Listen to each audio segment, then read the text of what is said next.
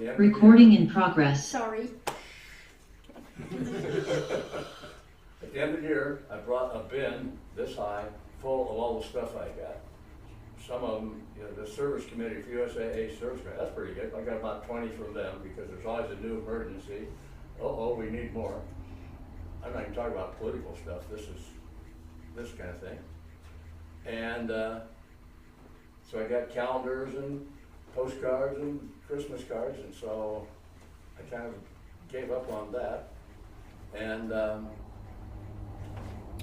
one of the things I had done, if you go to a couple things that help you along, the Charity Navigator takes and evaluates charities based on how well they're being run. You know, they look at the treasury report and all their tax stuff, and they give you stars. So everything I donated had 4 stars. But on the other hand, they don't pay attention to what the project is, if it's doing good or not. They just know about the administration. There's another one called givewell.org, and they go through and evaluate whether it's a good project or not. Well, unfortunately, the one I'm going to talk today doesn't count, and I'll tell you more later. About 50 years ago, I was watching 60 Minutes, and Mike Wallace was interviewing this guy on something that seemed to work. This guy was Dr. Muhammad Yunus, and he turned out to graduate of the University of South, and he was a professor of economics. And every day on his way to work at the university, he'd go through these slums and stuff. He said, you know, what are we doing? I'm an expert in all this stuff, and these people are starving. So he stopped and asked some guy making stools. And he said, well, tell me about making stools. So every day he'd borrow $2.50 from the money lender and make some stools, and the other day he had to pay back the money lender. And he said, this is crazy. So then he started the Green Bank. Green means rural. So this bank, he started, he got, based on, and the product I'm giving now, I gave a while back, so it needed to be a little bit updated. But they had to pick out people that had no assets. These are people just plain starving. And you can't see. They can't see it all up there, so who cares? I shifted. I can see. I'm trying to figure out how to reverse it. If I can. So anyhow, they had a group of 5. These people are all struggling people that had basically a tough life. No assets, group of 5. They had to have a week of training, and then they had to agree to a bunch of rules. They had to commit to do all these things before they got, and this is the initial thing. Well, how it's evolved over the years has changed a bit, but they had to do all these things. And there's like 10, 15 things they had to do. And the beauty of this thing was they all lived next to each other. In order to get money, you figure out how to make it not reverse.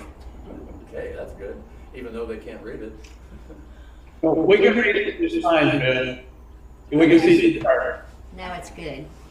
So anyhow, these are the things they had to agree to do. And Can you read those for us who can't see them? You read them, Dad. You can see. Okay. Okay, here's the first batch. I thought there was big letters, but they're Well, big no, enough. they but are, we're but the kind of like, and podium's then, in the way. so then here we got, okay, so here, here, they can have any assets. You can be my poster girl. There you Group go. of 5 and a Call week of me training. okay? Vanna. Step back to where Oh. you're both He could bodies. just read them as he goes through them. Stand right here, because these guys need to see it. See, there's our next one. I always hated people that read the slide, but you can't read them. then Vanna's that's not in the working. right spot. Yeah, Vanna needs to be right here and start over again. I Rewind. think it might be to go down. So you want it to start from the Stop beginning. right there. No, stop right there. Okay, Okay. Vanna's not getting enough money here, y'all. 2 steps back, Vanna. 2 steps back? Yes. Okay, now some people can't see Now back to up. the Okay, left, that's fine. one step right. Yeah, but There we go. No, I gotta go. I can't read it. Oh, this is great. It's this wonderful. is a day, I am so sorry, visitors, this is not normal.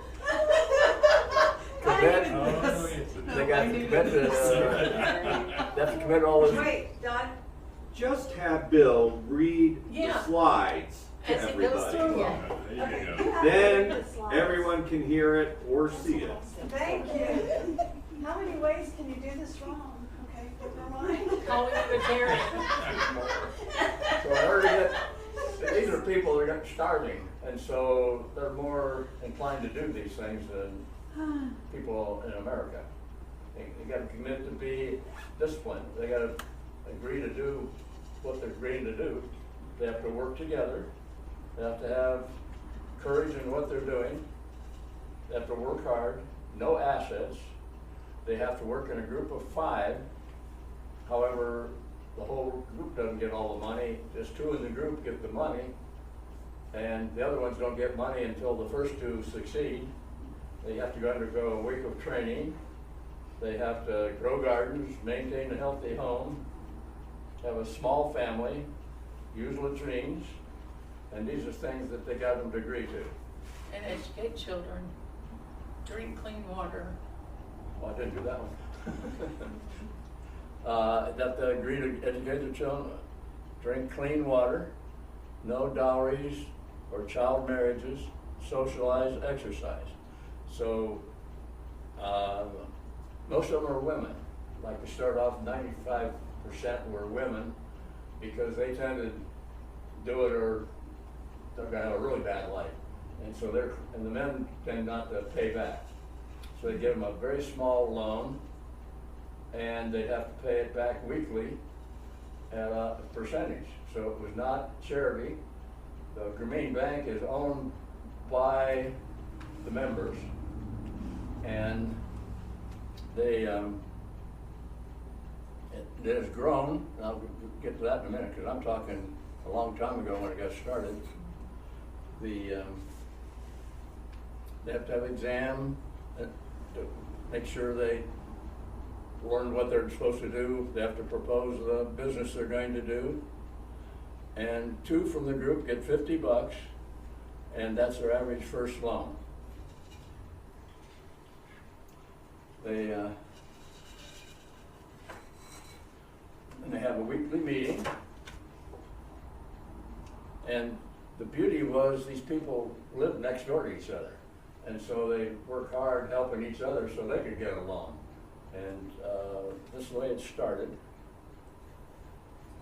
And they pay 2% per week for 50 weeks. So I was fascinated by this thing, even though it was on 60 Minutes 50 years ago. Well, it turns out that I attended a talk given by Yasmin Mohidin, who's a professor of economics at University of South. And she gave a talk on this. And so I got to be together with her afterwards, we became friends. Well, Dr. Eunice got the Nobel Prize for all this stuff. And then he went to University of South for honorary PhD, and she invited me to her house to meet this guy. And then she walked off and left me alone with this guy, Nobel Prize winner, and stupid Bill Bosch. What the heck am I going to talk about? And he wasn't too thrilled, but I got through it. So I'm not too good around Nobel Prize winners. So this is upside down of some of the meetings they had. I got it. This is India, the Philippines. Those are the groups. This is their weekly meeting. And there's another one. This is a group of 10 or so, and sitting around at their weekly meeting. So as it's evolved over the years, things changed. And this is called the Grameen Bank and the Grameen Foundation. The Grameen Foundation has taken this idea to other countries. So they're up to about 90 other countries which is upside down. They're up around like 64 countries, and in the United States. Now, the United States, it doesn't work so hot because people don't live next door to each other. You've got all these laws on all kinds of stuff that made it more difficult. So they're up to about 10 cities in the United States. Some of them I'm not sure it's going. San Francisco, Indianapolis, Charlotte, Omaha, Seattle, New York, Oklahoma City, Dallas, Denver. And so, as I say, they had to modify, and these organizations, the Grameen Foundation is related to the bank, but it's for profit. So the people that set those up are helped by the Grameen Foundation. They give them money, but the rules are somewhat different. So that has inspired me to give to them, and I try to do my homework now before I give to other places. So anyhow, I'd now like to introduce our next speaker in How to Save the World. Oh, We can do that. Yeah, second part. You get these out. Oh, that's fine. Okay. Yeah, so I started out by typing up that I'm not gonna write this word for word, and then I wrote it word for word. Also, I do have a shorter version that's not delineated, and then the full version, which is here in case Bill couldn't make it today. So you'll see the editing real time. Okay, so I started out a little more broadly. Why giving? So I think fundamentally, giving has to do with having enough yourself, to a certain extent. And I do believe that being able to give is a privilege. It comes from a place of privilege. And the amount is normally not so important. I'm gonna bring up something from the Bible here of, the phrase, my 2 cents.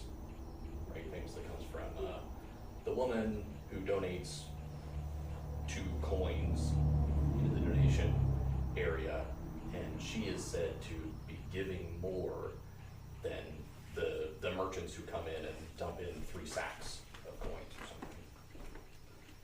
So there was also a channel I liked, and they had a very good video I thought on charity, so I have a couple kind of paraphrased pieces of that in this as well. And that begins by saying, a lot of us feel uneasy about giving money to charity. We suspect our small contributions won't make a real difference, or that the organization might not use the funds wisely. There's also a sense that charity can sometimes feel like a temporary fix rather than a solution to deeper problems. So sometimes we hesitate, and that hesitation isn't always so useful, especially if you're hoping to get something. And a direct quote from it, at its most basic, charity means giving someone something they need but cannot get for themselves. And it goes on to say it goes beyond finance. It's about recognizing that a person needs help with something that they can't necessarily do for themselves. And that helplessness is not a sign of wickedness or sin, but is part of the human condition. So we freely give because we appreciate how often we would not have made it, if not for, at key points, in different contexts, someone cut us some slack. Okay, shortening. This is me cutting out things. It also suggests that our instincts for charity evolved for small communities, not for a world where you might never meet the person who receives your charity, or you might not even know who receives your charity, or even necessarily what country receives your charity. And because of that, it can feel distant, and there's an emotional mismatch that can come up. And then part of this video is kind of arguing that relying on the emotional side of charity isn't terribly useful, and that charity is really a basic moral piece of if you have the ability to give, try and give, even if you don't feel like, oh, I know that this is going to help build down the street with the money. Okay, cutting.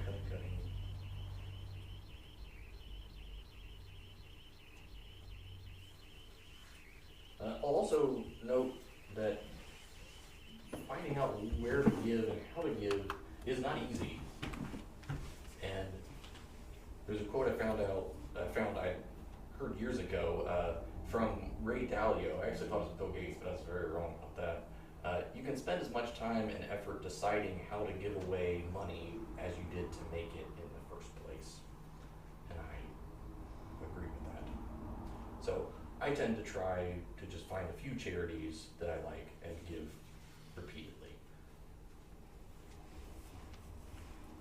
Alright, I'm gonna skip an entire big story here, and then there will be maybe a few pieces that don't make sense, but if that's the case, just look at me, with a confused look, and I'll try to figure out which one it is. Okay, yeah, so this story, some of you know of, this one's about Answer and Paul. So many children across the world have stopped schooling or have to stop schooling simply because the family cannot afford books or clothing to go to school. So I want you to close your eyes. Now imagine you're back in 6th grade, or 5th grade, or 7th grade, somewhere kind of near the end of elementary school, beginning of middle school. Whatever memory you have of that. Maybe it's math, geography, English, homeroom. Picture a few of your classmates. Now just pick one of them at random. Now imagine when you come back the next year, they're not there. And then the next year, another one of your classmates is not there. And they're not there because they encountered some terrible end. They're there just because, for whatever reason, they can't afford to anymore. So I asked you to think of this somewhat randomly because it's hard to know who might be struggling financially. And it also can be quite random who struggles financially. Maybe you get in an accident, you have some unexpected medical thing. All kinds of events can transpire fairly randomly that vastly changes your financial picture. So now play this out across America for a decade, for 30 years. And I think you come up with a very different sense of country than what we know today. Now, definitely there are people in America who want to go to school who cannot. Not contesting that. This particular charity is founded by an American who went to Nepal for unrelated reasons and saw many kids in the street who were eager to learn, but their parents' families couldn't afford to send them to school. So he first returned, and actually he started teaching students in the street under a tarp, and I think that went on for 2 or 3 years, and eventually he morphed it into this sponsorship program where you can sponsor a student and help them with the expenses for schooling.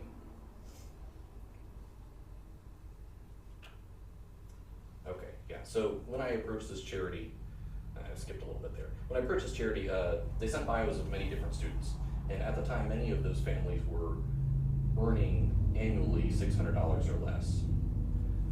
For the student I sponsored, the father had a brain tumor and passed away. This drastically changed the family's income, and that's when I started sponsoring this 12-year-old for about $300 a year. That student is now getting a business degree in accounting and working part-time in hospitality management, and somehow my sponsorship costs are still under $500 a year, which, I mean, even when I was in college, a decade plus, that was like one textbook. So, oh, all right, sorry. Editing mishap. I did skip an important statement.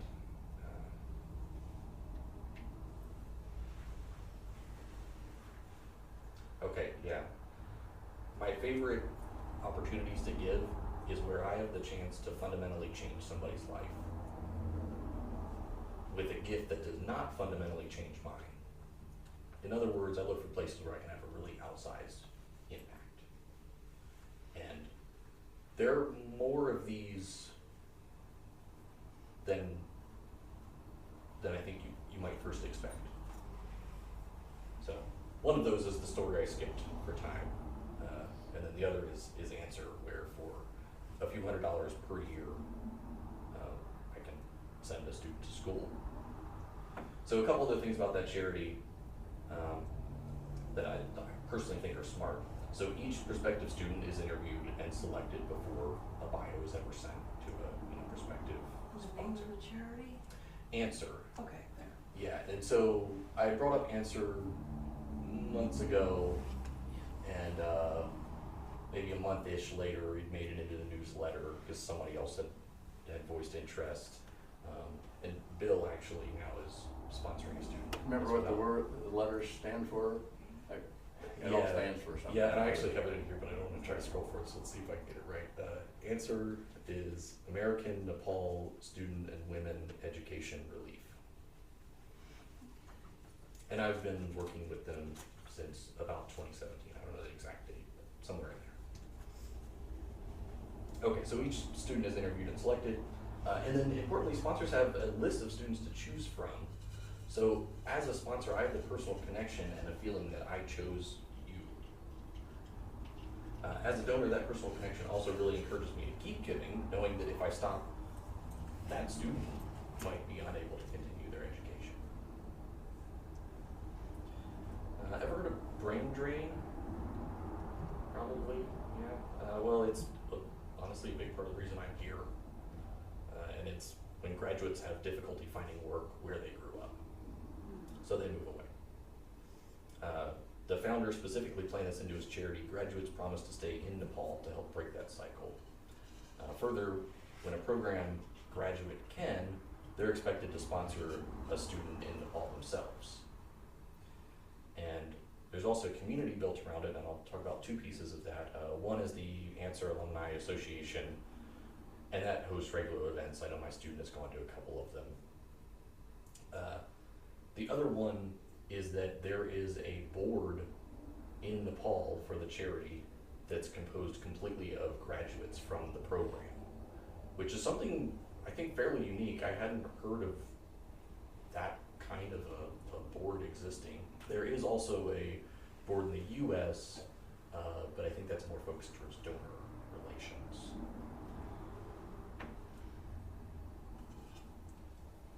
Okay.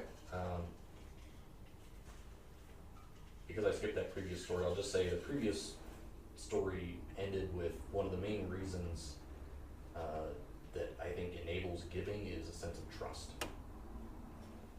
And so I'll start again with trust as a reason that I think this charity was good for me.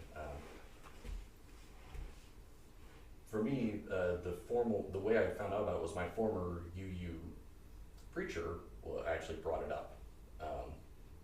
It was kind of just like a footnote in some other sermon that she was giving, and I followed up with her after and was interested, and then found out there were actually a few others in the congregation that also gave. So it kind of had this automatic, pre-vetted, all right, there's people in my group who already trust this. That gets me at least to an initial investigation and donation. The other thing I really like about it is overhead. So I do think overhead is an important piece when you're trying to look at charities. I want many of my dollars to go to whatever the cause is that the charity says it supports.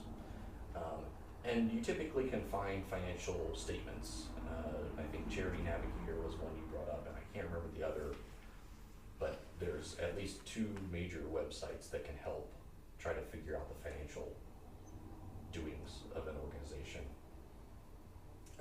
I used to be more opposed to charities spending money on advertising because that's overhead. However, I've kind of mellowed out on that view over the years because I do believe that some amount of advertising spend can really increase the impact that the charity can have, like total dollars to whatever cause it might be. As Bill mentioned, also, I don't really want to be bothered with a bin of mailers that the charity sends me every month or whatever. I really don't want a, frequent newsletter. I gave money to a very large and well-known charity a few months ago, and I'm still trying to unsubscribe from their emails. I think I've unsubscribed 4 times now.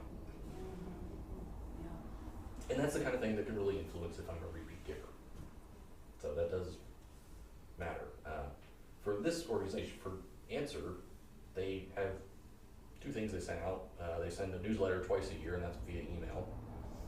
And then they send your student's letter and picture and report card also twice a year, and that's the one that you write a response letter back to the student. And that's it. That's the end of it. So for me, Answer really scores highly on that one. Another thing I try to look for is an active and involved founder.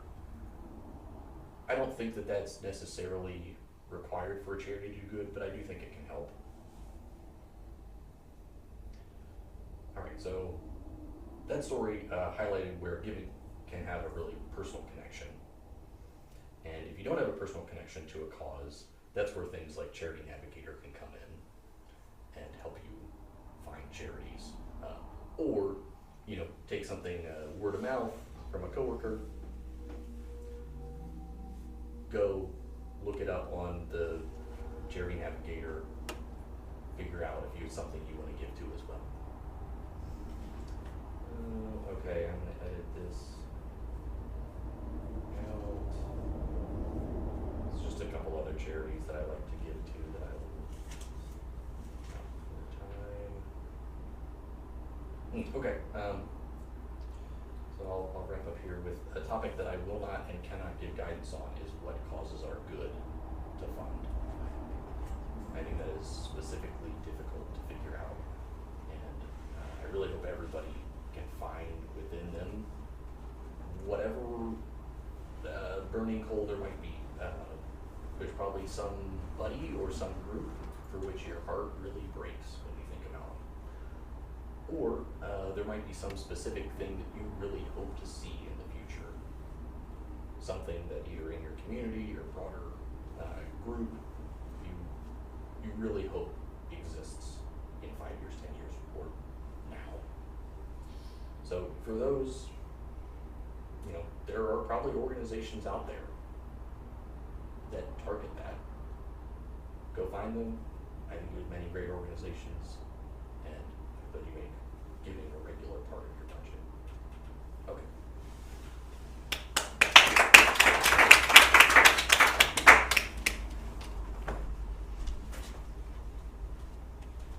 So if you all could stand as you're willing and able to, and open your hymnals to hymn 414.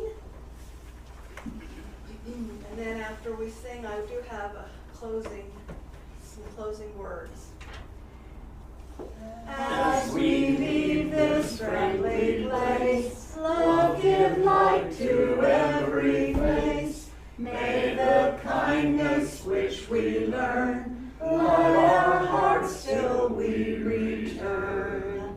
I have a poem I'm going to read. It's called Good Riddance, but What Now by Ogden Nash.